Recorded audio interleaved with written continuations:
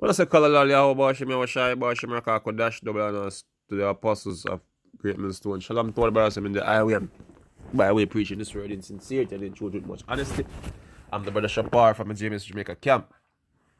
Now, what I want to speak on this morning is salvation, man, and what type of salvation it is, because you have people in this world who believe that they are to be saved, you know what I mean, according to the Bible, but not understanding what type of salvation that the Bible is mentioning.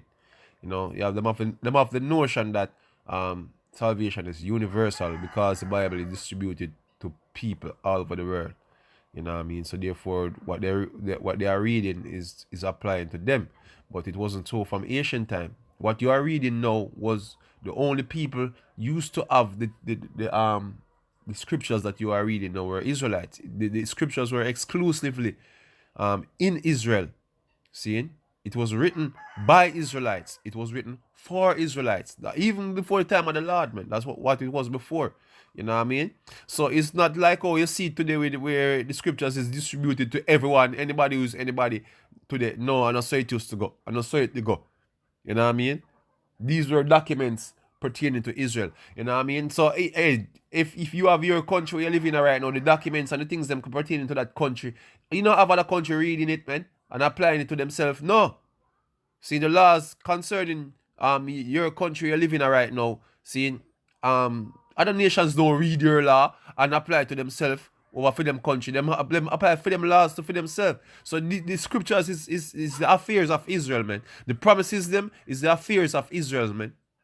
Seeing? So the only people who were reading the promises them back then, seeing, were Israelites. You know what I mean? They are the one who was having hope in the promise, because they are the only ones that the prophets basically come and speak to concerning salvation, man. Now the question is, why Israel needs to be saved? See, so I'll give you an example. Why Israel needs to be saved and not other nations, man. Because hey, anyway, this is Genesis 15. Let me start from about let me see here now. Genesis 15 and let me see about 13. Check. All right. This is the Lord speaking to Abraham concerning the salvation of Israel, you know, when Israel go in a bondage. You know, you have to follow this narrative directly to understand what salvation is, you know. Because salvation is basically Israel being delivered from their woes, the bondage them when them go through from them enemies. You know, as we continue listening, I go further into that. But this is the first time Israel is being saved. You know what I mean? So let me read about the prophecy concerning Israel to be saved the first time. No, this is Genesis 15 and Genesis 15 and 13. All right. It says, and he said unto Abraham, know of a surety that thy seed shall be a stranger in a land that is not theirs, and shall serve them, and they shall afflict them 400 years. Now, Israel was in bondage in Egypt for 400 years. I was afflicted for 400 years. You know? Now, imagine Israelites in Egypt reading this prophecy that was told to Abraham. You know? And expecting salvation now. And then you have the Egyptians them saying that they want to be a part of the salvation. It wouldn't make no sense, because the Egyptians are the ones that have Israel in bondage. You know what I mean? In this case, Israel is the enemy. Egypt is the enemy of Israel in this case.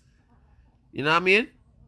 So the half of a salvation wasn't for Egyptians. It was for Israelites that were in bondage in Egypt.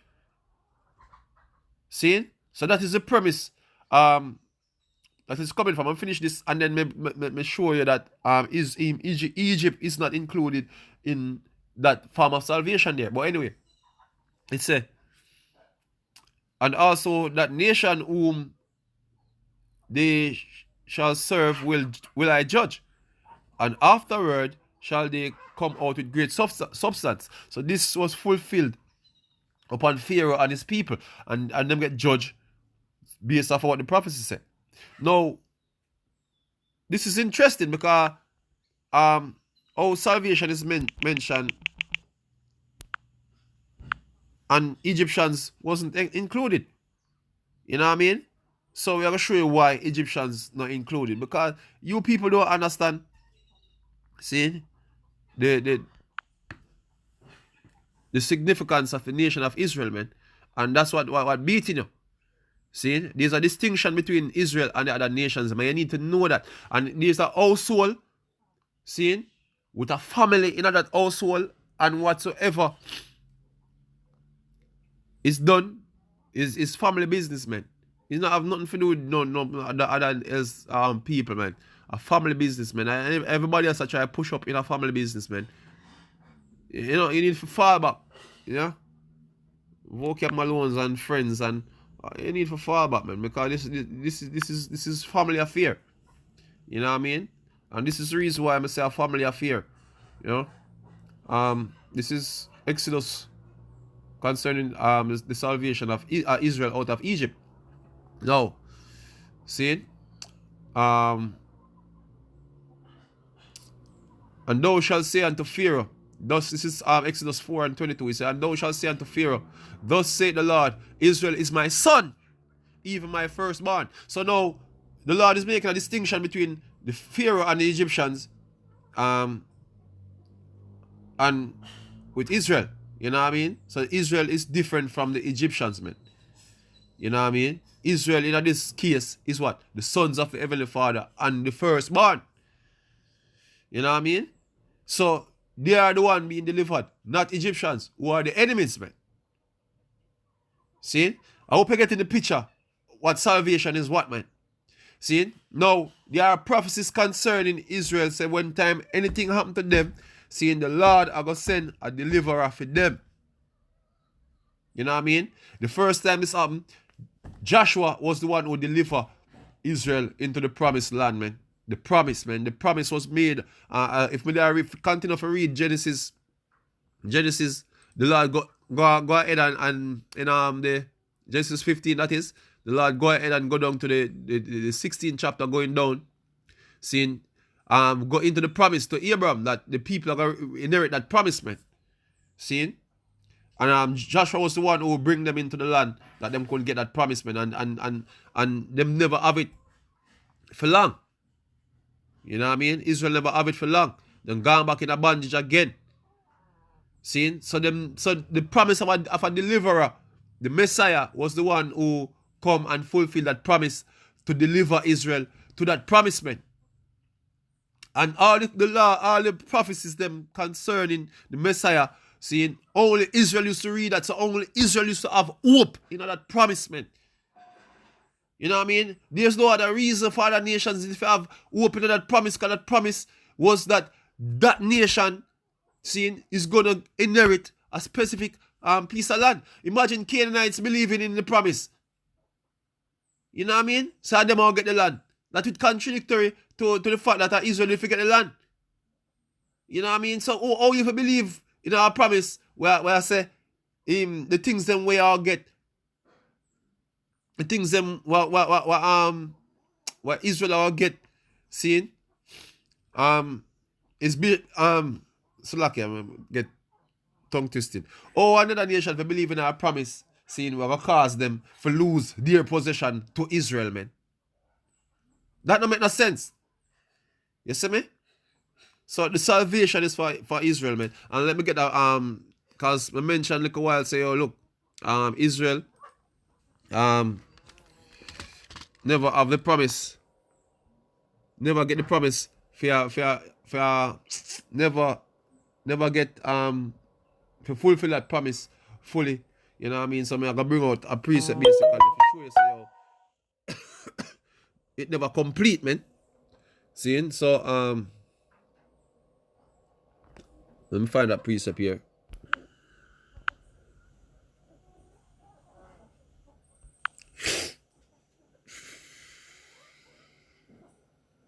This is Isaiah 63 and verse 18.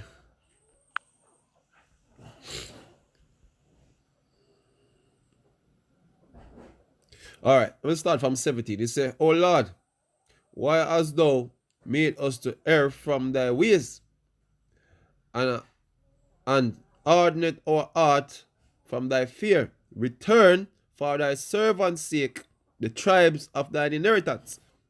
See, so Israel end up in another dilemma again. You know what I mean? And needs to be saved again. But anyway, let me continue. It's a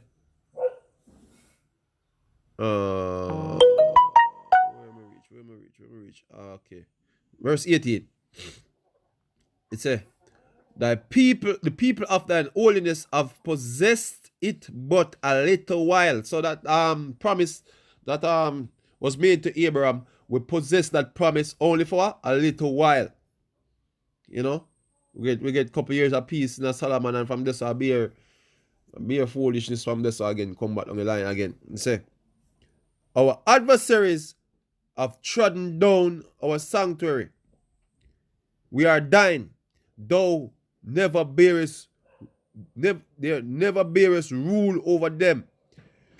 They were not called by thy name. See?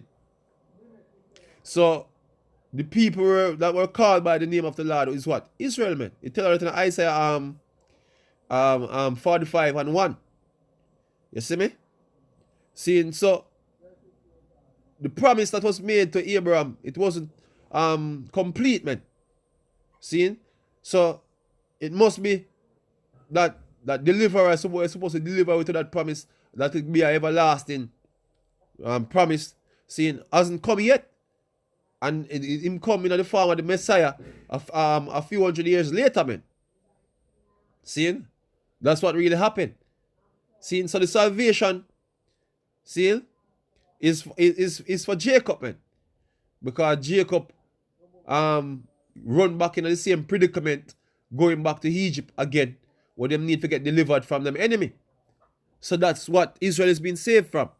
Let me go back to the scripture here, because you people, you're not following the narrative, man. You're not following the narrative. Let me go back to Luke, and the scripture constantly coming out, because you people lose track of what, or you don't know what salvation the scripture is talking about, man. This is the salvation the scripture talking about, man. It says, blessed be the Lord God of Israel, for he had visited and redeemed his people. So the word redeem mean to what? To buy back. Basically to save, man.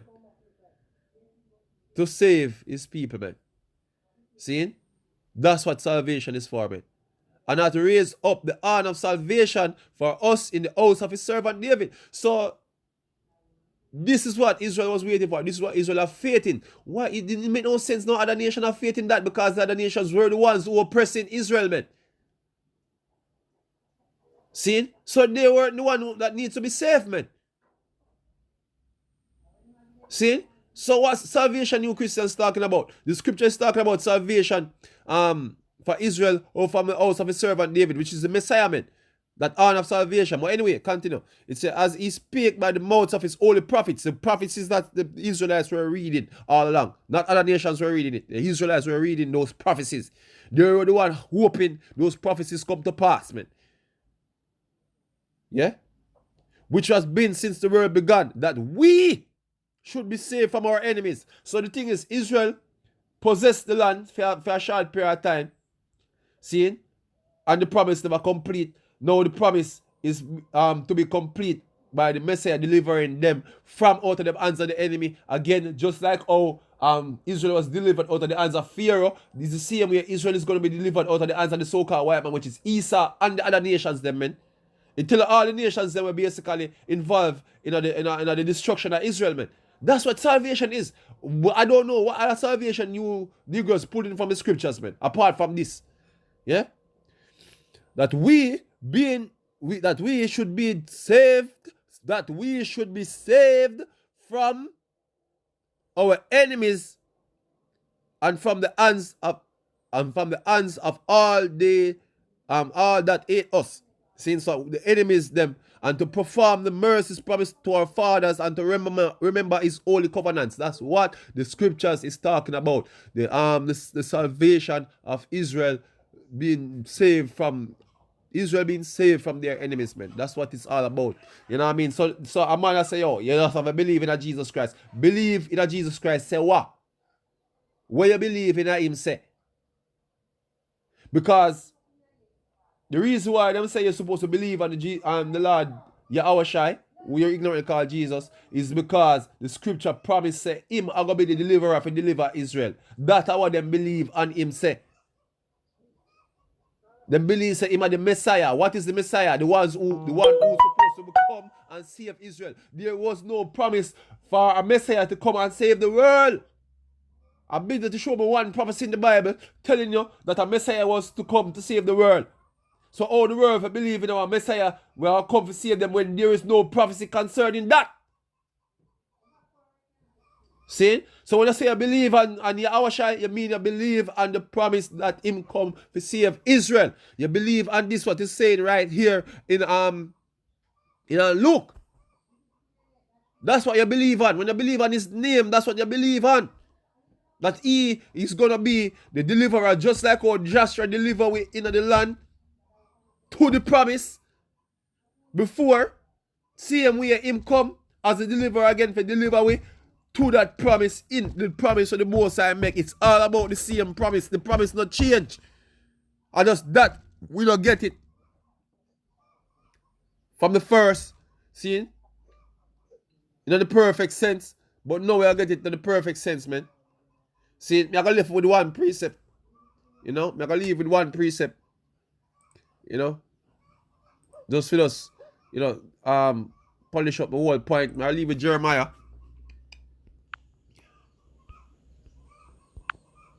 This is Jeremiah 23 and 7.